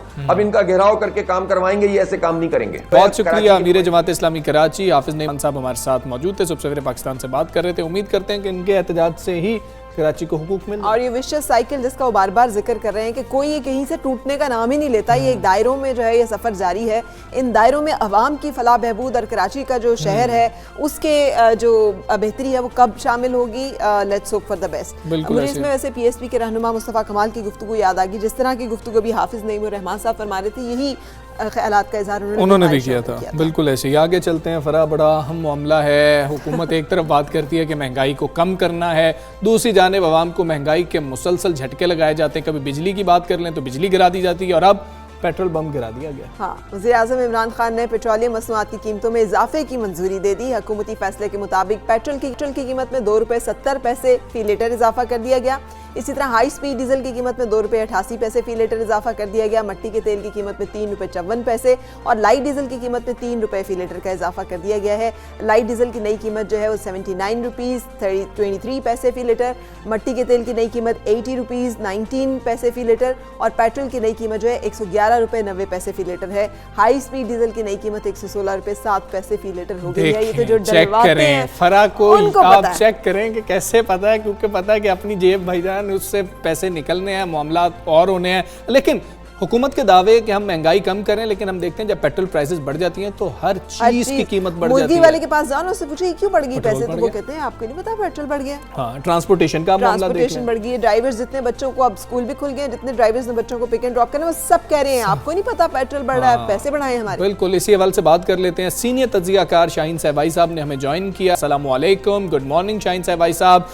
हर 15 दिन बाद कीमतें बढ़ जाती हैं, पहले 1 माह बाद बढ़ती थी, कुछ मामला और होता था। क्या हुकूमत कोई हुकूमत रिलीफ प्लान भी कर रही है, या फिर ये कीमतें बढ़ती चली जाएंगी? जी बहुत शुक्रिया आपका। आपने अभी कीमतों के बारे में और आवाम की जो बड़ी मुश्किलात हैं उसका बताया आपने। मैंने भी गवर्नमेंट के आला तरीन ज़राए से जब पूछा कि भाई ये बहुत लोगों को परेशानी हो रही है और इसकी कोई रिलीफ वगैरह देने की कोई बात करें, तो मुझे ये अभी मालूम हुआ है और मेरी इत्तला ये है कि गवर्नमेंट एक बहुत बड़े रिलीफ पैकेज पे काम कर रही है, जिसका बहुत जल्दी अनाउंसमेंट कर दी जाएगी। और ये तकरीबन उस तरह का पैकेज होगा जैसे आपको याद हो कि कोरोना जब शुरू हुआ था तो लोगों को तकरीबन 12-12 हज़ार रुपए के चेक दिए गए थे और सब तकरीबन लोगों को बराबरी से मिला था। तो उतना पता नहीं शायद हो या ना हो, लेकिन ये उसका नाम जो भी रखें, कोरोना रिलीफ रखें या महंगाई रिलीफ रखें या जो भी रखें, लेकिन उसी तरह का कुछ 5-6 हज़ार या कुछ तकरीबन अच्छे खासे अमाउंट का ये गवर्नमेंट बहुत सीरियसली गौर कर रही है और बहुत जल्दी इसकी अनाउंसमेंट होने वाली है। शाहीन से भाई साहब, ये क्या सब लोगों के लिए होगा, हर तनख्वाहदार तबका? क्योंकि जिन लोगों ने स्कूल जाना है, जिन लोगों ने मुलाजमत पे आना है, पेट्रोल की कीमत बढ़ने से इफेक्ट तो हर कोई हो रहा है, आमदनी में इजाफा किसी के भी नहीं हो रहा। तो क्या कोई मखसूस ग्रुप है? क्योंकि जिस प्रोग्राम की एहसास प्रोग्राम की आप बात कर रहे हैं वो तो बहुत उसके लिए तो क्राइटेरिया है, वो तो खतरे गुर्बत से बहुत नीचे जो लोग हैं उनको कंसिडर किया जाता है। तो ये रिलीफ भी सिर्फ उन लोगों के लिए मखसूस होगा या मिडिल क्लास जो इदारे शुमारियात के मुताबिक ख़त्म हो रही है पाकिस्तान में, तो इनसे कुछ उनका भी गौर किया जाएगा आपके ख्याल में? मेरी इत्तला ये है कि जैसे पहले सबको रिलीफ दिया गया था, इसमें कोई किसी की वो डिस्टिंक्शन नहीं की गई थी कि किसको मिलेगा किसको नहीं मिलेगा, किसी खास तबके को मिलेगा या ग्रुप को मिलेगा। आम लोगों के लिए रिलीफ होगा ये, और ये उसका नाम अब मुझे नहीं पता क्या रखेंगे वो, हो सकता है महंगाई रिलीफ रख दें या हो सकता है कोरोना रिलीफ रख दें, जो भी रखें उसका, लेकिन ये कि आम लोगों को एक बहुत बड़ी अमाउंट के चेक और पैसे और जिस तरह पहले दिए गए थे उस तरह फिर दोबारा बहुत जल्दी दिए जाएंगे। और इस पर मेरा ख्याल है फैसला तकरीबन हो चुका है और आला तरीन ज़राए प्राइम मिनिस्टर साहब के करीब के वो कह रहे हैं कि वो बहुत सीरियसली इसमें गौर कर रहे हैं और ये आप अनाउंसमेंट आप बिल्कुल ठीक है, बहुत जल्दी सुन लेंगे। बिल्कुल ठीक है शाहीन साहब भाई साहब, बहुत शुक्रिया। उम्मीद करते हैं कि इस तरह का कोई पैकेज आ रहा होगा, ये डायरेक्ट अवाम को सब्सिडी देने वाली बात है। सुबह सवेरे पाकिस्तान, सुबह सवेरे पाकिस्तान। अब हम शामिल करेंगे मौशी तज्जियाकार खुर्रम शहजाद को, उनसे जानेंगे कि उनकी क्या राय है। खुर्रम शहजाद साहब, अस्सलाम वालेकुम एंड गुड मॉर्निंग। हुकूमत ने एक बार फिर पेट्रोल महंगा कर दिया है। आलमी मंडी में पेट्रोल मसनूआत जो इतनी महंगी हो रही है जितनी हमारे मुल्क में पेट्रोल की कीमत जो बढ़ती जा रही है, और हमें तो बताया जाता था कि लेवी एंड टैक्सेस जो हैं उसमें कमी करके तो आवाम को रिलीफ दिया जा सकता है। अब ये फार्मूला क्यों भूल गई है हुकूमत? हाँ बिल्कुल जी, देखें एक तो ये कि इंटरनेशनल ऑयल प्राइसेस में जो है वो कमी बेशी होती रहती है, वो कोई नई बात नहीं है। और जो गवर्नमेंट ने जिस तरह से, ना सिर्फ इस गवर्नमेंट ने बल्कि सारी गवर्नमेंट्स ने जिस तरह से इस फार्मूले को जो है वो डिटर्मिन किया है, उसमें होता यही है कि इंटरनेशनल प्राइसेस जो है वो बढ़ती हैं तो पास ऑन किया जाता है, कम होती है तो ऑफकोर्स उसको भी पास ऑन किया जाता है। बट ये देखा गया है कि प्राइसेस जो है वो कम जो है वो कम से की जाती हैं और बढ़ाई ज़्यादा से जाती हैं नेचुरली, और फिर उसका इम्पैक्ट आवाम पे आता है। क्योंकि अगर आप ट्रांसपोर्टेशन देखें या कोई भी जो उसका सेकंड राउंड इम्पैक्ट होता है कि एक मरतबा प्राइसेस बढ़ी, उनका अशिया खुर्दनोश पे कैसे जो है वो इजाफा हुआ, उसका इम्पैक्ट कैसे आया, तो वो ज़्यादा से बढ़ाया जाता है। तो दो चीज़ें गवर्नमेंट को करनी चाहिए।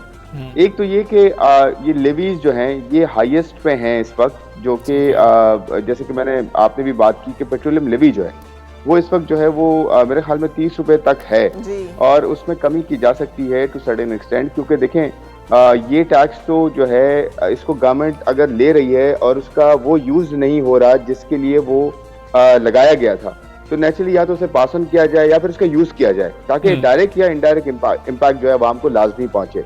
दूसरी गवर्नमेंट का जो एक और जो तरीका हो सकता है इसमें कमी करने का या इसको रैशनलाइज करने का, वो ये हो सकता है कि जो प्राइसेस पास ऑन की जाती हैं जी, वो कितने से पास ऑन की जाती है। मैं एक एग्जांपल देता हूँ कि अगर एक आम आवाम जो है वो बसों में सफ़र करती है तो बसों के किराए जो हैं वो पर हेड जो है उसका इम्पैक्ट जो है वो बढ़ा दिया जाता है। अगर 5% चेंज आता है ऑयल प्राइसेस में या पेट्रोलियम प्राइसेस में तो 5% पर हेड बढ़ाया जाता है। हाँ जी। तो ये देखें ये एक्सप्लॉयटेशन, और जब कमी की जाती है तो कम नहीं होता, तो प्रॉफिट मार्जिन ऊपर रखे जाते हैं। ये नेचुरली होता है कि प्राइस स्टिकीनेस होती है, प्राइस कम से की जाती है। तो इस पर गवर्नमेंट ये कर सकती है, चाहे प्रोविंशियल गवर्नमेंट है या फेडरल है, कि ये प्राइस चेक रखे कि जो खाने पीने के अशिया हैं उन पर कैसे इम्पैक्ट आ रहा है ट्रांसपोर्टेशन का, और फिर कोई एक्सप्लॉयटेशन तो नहीं हो रही, या फिर ट्रांसपोर्ट में किस तरह से उसका इम्पैक्ट आ रहा है। दोनों तरीकों से गवर्नमेंट खुर्रम शहजाद साहब, अब एक और चीज़ भी ज़ेर बहस है, वो ये है कि हुकूमत ने फैसला किया कि 15 दिन बाद रिवाइज किया जाएगा। पाकिस्तानियों को तो कम कीमतें होने की आदत ही नहीं है, बहुत कम ऐसा होता है कि कीमतें कम कर दी जाएं। अब महीने में 2 दफ़ा कीमतें बढ़ रही हैं। क्या हुकूमत को ये फैसला करना चाहिए या फिर महीने वाला ही रख लें?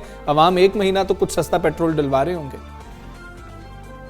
देखिए बात ये कि इस पे तो आपका जोर नहीं चल सकता क्योंकि इंटरनेशनल प्राइसेस के साथ आपका लिंक है, और आप जो हैं देखिए पाकिस्तान 85% जो भी कंजम्पशन होती है पेट्रोल की और ओवरऑल ऑयल की बात अगर मैं कर लूँ, ऑयल पेट्रोलियम प्रोडक्ट्स की, उसका 85% हम इंपोर्ट करते हैं और इंडिजिनस जो है बहुत कम होता है। तो हमें तो इन्वेस्टमेंट इस चीज़ पे करनी चाहिए कि इंडिजिनस जो है वो एक्सट्रैक्शन ज़्यादा हो, एक्सप्लोरेशन ज़्यादा हो, हम लोकली जो है ज़्यादा ऑयल एंड गैस जो है एक्सट्रैक्ट करें, यहाँ कंपनियों को दावत दें, ईज ऑफ डूइंग बिजनेस करें, ताकि हम लोकली ना सिर्फ खुद कफील हों इसमें, ज़्यादातर कि ऑयल खुद हम निकाल के जो है वो दें, तो उसमें हो सकता है कि हमें जो है वो बेहतरी हो, प्राइसेस में स्टेबिलिटी आए। लेकिन जब तक आपकी इतना बड़ा जो है वो रिलायंस है इंपोर्ट पे, तो नेचुरली आपको तो उसका जो है इम्पैक्ट आएगा।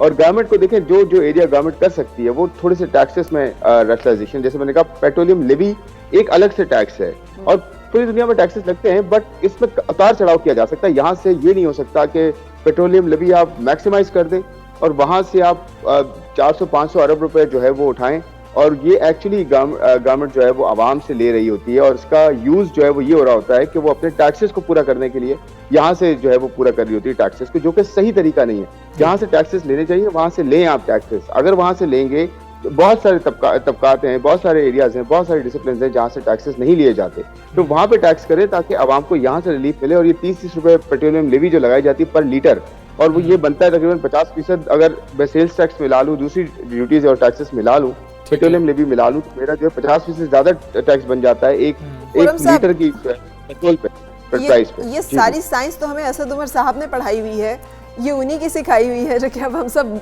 जानते हैं। और लेकिन हुकूमत जो है वो अब खुद भूल गई है। कहा यह भी जा रहा है कि IMF का जो दबाव है और उसका जो पैकेज दोबारा से हमें मिलना है, उसके नतीजे में बिजली भी महंगी हो रही है, पेट्रोल भी महंगा हो रहा है, अभी तो मज़ीद महंगा होगा और होता चला जाएगा। एक तरफ हुकूमत जो है वो माशी तरक्की के दावे भी करती है, बहुत सारे मस्बत इशारे भी हमें सुनाए जाते हैं, बताए जाते हैं। दूसरी तरफ आवाम जो है वो मुसलसल महंगाई का शिकार होती चली जा रही है। आप इस सारी सूरत हाल को कैसे देख रहे हैं? आइंदा आने वाले दिनों में इलेक्शन का भी एक सिलसिला शुरू हो जाएगा, आने वाले इलेक्शन की तैयारियाँ, और हुकूमत जो है उस तरफ भी आवाम को लेके जाएगी। तो आप समझते हैं कि आवाम जो है वो हुकूमती जो दावे हैं उनके ऊपर यकीन कर रही है इस वक्त? देखें, एक तो आपने बड़ा एक पॉइंट आउट किया कि इलेक्शंस होने जा रहे हैं सेनेट के, ये बड़ा इंपॉर्टेंट फैक्टर होगा। क्योंकि देखें, एक तो ये एक्सपेक्टेशंस को हमें लो करना है कि गवर्नमेंट ने जो कुछ कहा अपने आने से पहले इक़्तिदार में, उसको आप भूल जाएं। वो पॉलिटिकल जो है स्लोगन्स होते हैं, ये हर गवर्नमेंट करती है, हर गवर्नमेंट नहीं, हर पॉलिटिकल पार्टी करती है। लेकिन इस गवर्नमेंट से ऑफकोर्स उम्मीद ज्यादा है, बेहतर है, क्योंकि कहा यह जाता है ना कि जी पिछले वाली गवर्नमेंट तो जो है वो 30 साल 35 साल बर्बाद किए मुल्क के, और अब जो है चेंज आ रहा है, तो नेचुरली अवाम का एक्सपेक्ट करना ठीक बनता है। बट मैं ये कहता हूँ हमेशा कि देखिए, एक्सपेक्टेशन इस 5 साल में ना रखें। इस 5 साल में फायर फाइटिंग होनी है, इस 5 साल में बहुत सारे मसले और होने हैं। अभी तो 2.5 साल गुजरे हैं, 2.5 साल में और मसले होने हैं। लेकिन होगा क्या? देखिए, सेनेट का एक अच्छा फैक्टर है कि सेनेट की अगर मेजॉरिटी जाती है इस गवर्नमेंट के पास, हो सकता है ये गवर्नमेंट फिर उस पोजीशन में होगी कि ऐसे रेगुलेशंस, लॉज, ऐसी जो है वो एक्ट्स ला सके जिसकी बेसिस पे जो अभी नहीं कर पा रही गवर्नमेंट थिन मेजॉरिटी की वजह से, वो हो सकता है उस वक्त कर पाए। अगर उस वक्त भी नहीं कर पाई तो फिर एक बहुत बड़ा क्वेश्चन मार्क होगा। लेकिन होपफुली ऐसा हो सकता है कि आने वाले दिनों में इलेक्शन की वजह से एक मेजॉरिटी मिलती है तो फिर कुछ बेहतर हो सकता है। बिल्कुल ठीक है। खुर्रम शहजाद साहब, बहुत शुक्रिया आपका, सबसे बड़े से आप बात कर रहे थे। एंड लेट्स होप कि व्हाटएवर इट टेक्स, हुकूमत जो है वो आवाम को रिलीफ देने में कामयाब हो, क्योंकि इसमें आवाम का फायदा भी है और एक तौर पर हुकूमत की मंशा भी यही है। बिल्कुल ऐसे। Let's take a short break के बाद मिलते हैं। सुबह सवेरे पाकिस्तान, सुबह सवेरे पाकिस्तान। Welcome back. सुबह सवेरे पाकिस्तान आप देख रहे हैं। और पिछले दिनों न्यूयॉर्क टाइम ने एक बड़ी इंटरेस्टिंग बात लिखी है। उन्होंने कहा कि जो बाइडेन के आने से books are back in White House. और आपको पता है कि जब बराक ओबामा प्रेसिडेंट थे तो वो बड़ा रिकमेंड किया करते थे मुख्तलिफ किताबों को, जिसकी वजह से पूरा जो स्टाफ था उनका, वो ना सिर्फ किताबें पढ़ता था, लिखता भी था और उसको हिलरी क्लिंटन जो उनकी वज़ीर ख़ारजा थी, उन तक ने किताबें लिखी। ये सब लोग जो हैं वो पढ़ने लिखने के साथ बहुत ज़्यादा जुड़े हुए थे। अब जो बाइडेन के आने से जो उन्होंने कैप्शन दिया वो ये कि books are back in White House. So ये होता है कि जब लीडर्स जो हैं वो जब सरपरस्ती करते हैं किसी ऐसी चीज़ की जो कि यकीनन इंसानों के लिए और हमारी सिविलाइजेशन के लिए बेहतर होती है, तो फिर उसको तरवीज मिलती है। अब हमें दूर जाने की जरूरत नहीं है। यही सिलसिला जो है पाकिस्तान में भी, and we are very happy कि पाकिस्तान के जो सदर ममलिकत जनाब डॉक्टर आरिफ अलवी, उन्होंने भी एक बुक्स की एक लिस्ट जो है वो रिकमेंड की है कि लोगों को इनको पढ़ना चाहिए। बिल्कुल, ये बहुत अच्छी बात है कि उन्होंने बताया कि हम किताब से कितने ज़्यादा दूर हो चुके हैं। हमने एक आपके साथ स्टडी भी शेयर की थी कि पता नहीं 80% पाकिस्तानी हैं जिन्होंने किताब ही कोई नहीं पढ़ी है, उसके अलावा अपने कोर्स बुक्स के अलावा, उनमें हम बहुत लोग शामिल हैं। अब जो किताबों को उन्होंने दिए, देखें, वाई नेशंस फेल, रेवोल्यूशन, हज़रत मोहम्मद सल्लल्लाहु अलैहि वसल्लम की ज़िंदगी के हवाले से जो है एक किताब उन्होंने बताई है, द बिग पिक्चर है, अनारकी है, मुख्तलिफ किताबें हैं जो उन्होंने बताई हैं। लेकिन अहम बात यह है कि कल्चर होगा, जो भी किताब पढ़ें वो कुछ ना कुछ आपको लाजमी देके जाती है। बिल्कुल सही। और जो इंटरेस्टिंग बात है कि अगर आप सदर ममलिकत की रिकमेंडेड जो बुक्स लिस्ट है उसको देखें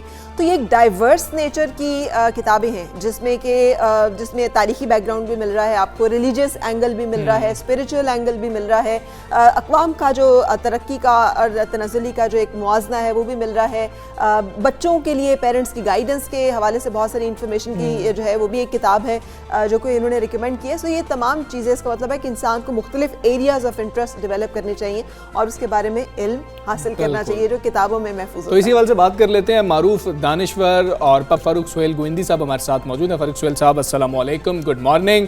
सदर ममलिकत ने लोगों को किताबें पढ़ने का मशवरा दिया है, क्या ये आप खुशगवार तब्दीली नहीं देखते कि अब हमारे जो सियासतदान है, खासतौर पे सदर ये बात कर रहा है कि किताबें पढ़ें और अगर आप किताबें पढ़ेंगे तो इससे बहुत कुछ आपको मिलेगा, शऊर बेदार होगा। कितनी खुशाइंद बात है। जी शुक्रिया, वालेकुम अस्सलाम। बहुत अच्छी बात की है उन्होंने कि किताब पढ़ें, और उनके वज़ीर आज़म ने भी 2 महीने पहले किताब का कहा था, एलिफ शफक की किताब 40 चिराग इश्क, जिसको उर्दू में तर्जुमा पाकिस्तान में छपा हुआ है। ये अच्छी बात है, उन्होंने किताब को इनकरेज किया बहैसियत सदर।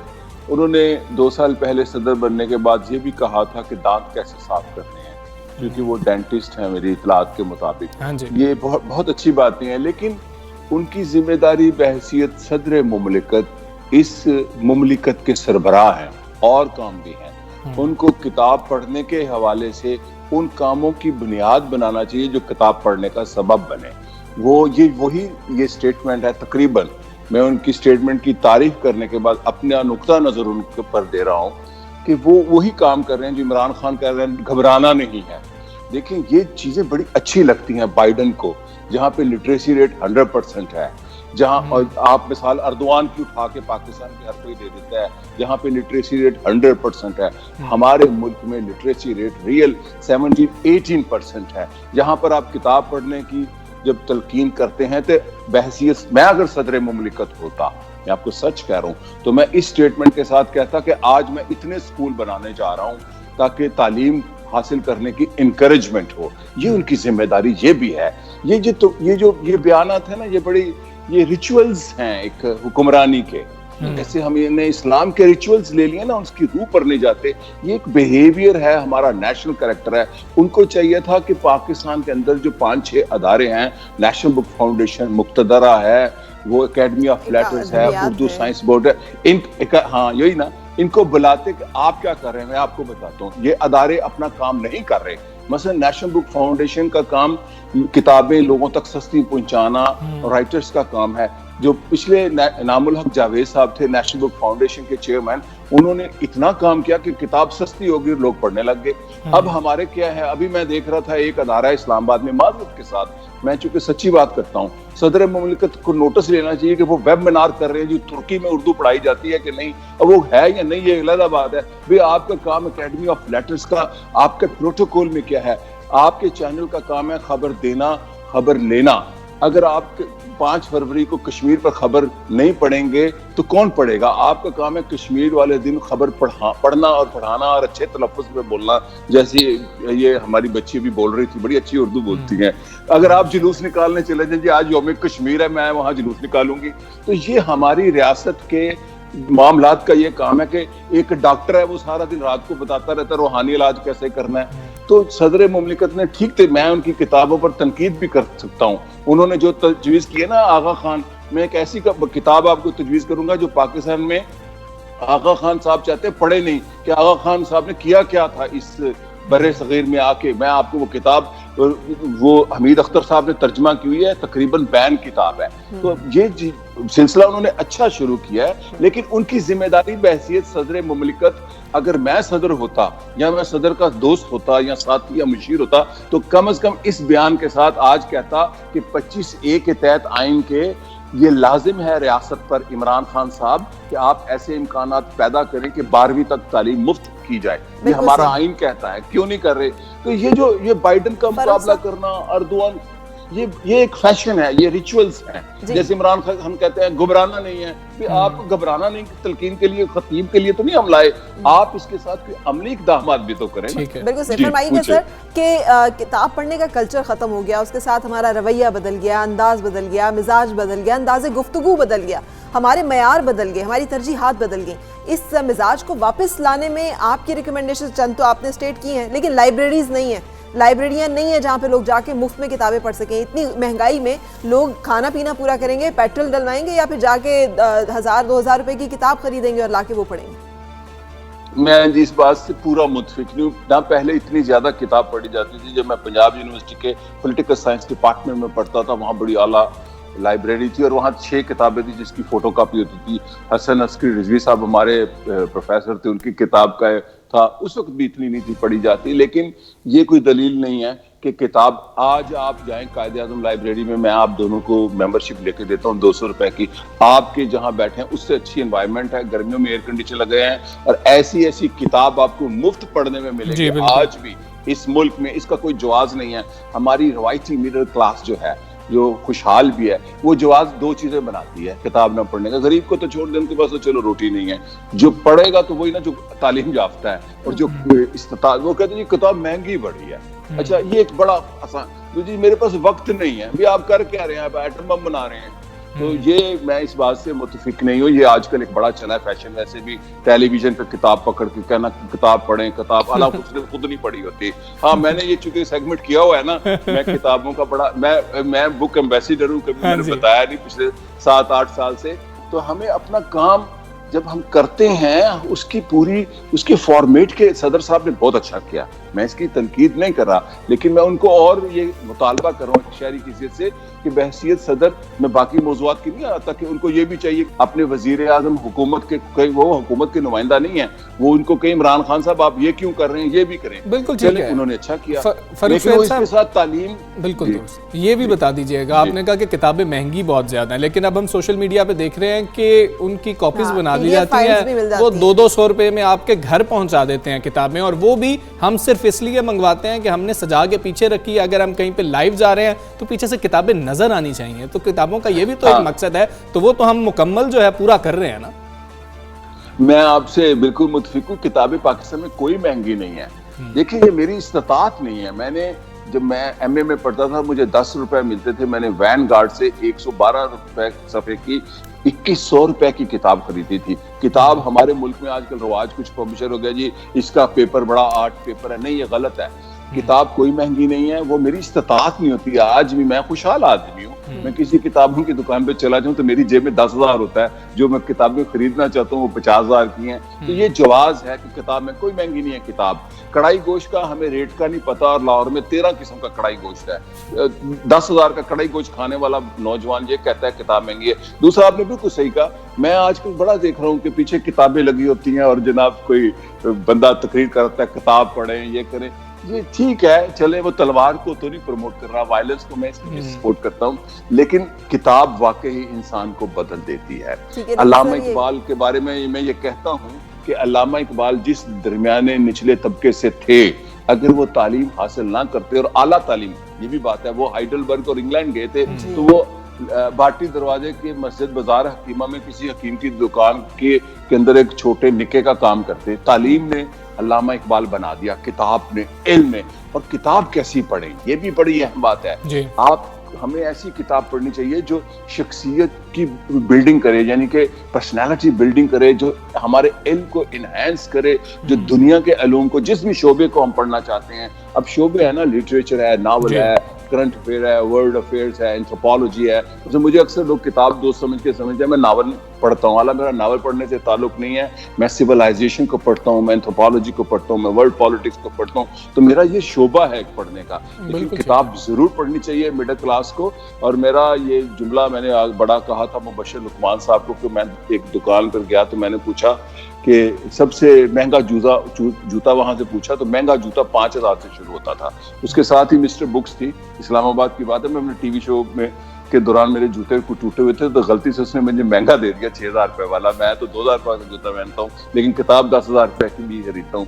तो जूते वाले ने कहा जी महंगा जूता 6,000 से शुरू होता है। तो मैंने मिस्टर बुक्स पे जाके पूछा कि जी महंगी किताब, कहते 500 रुपए की किताब के, तो गाहक कहते महंगी बड़ी है। हम इल्म को रद्दी की वजन में तोलते हैं, बिल्कुल ये भी हमें सोचना चाहिए। किताब कोई महंगी नहीं होती है, किताब कोई महंगी नहीं होती है। अगर आप पढ़ना चाहें तो पढ़ सकते हैं। फारूक सुहेल गुंदी साहब, बहुत शुक्रिया आपका, सुबह सवेरे पाकिस्तान से आप बात कर रहे हैं। सुबह सवेरे पाकिस्तान।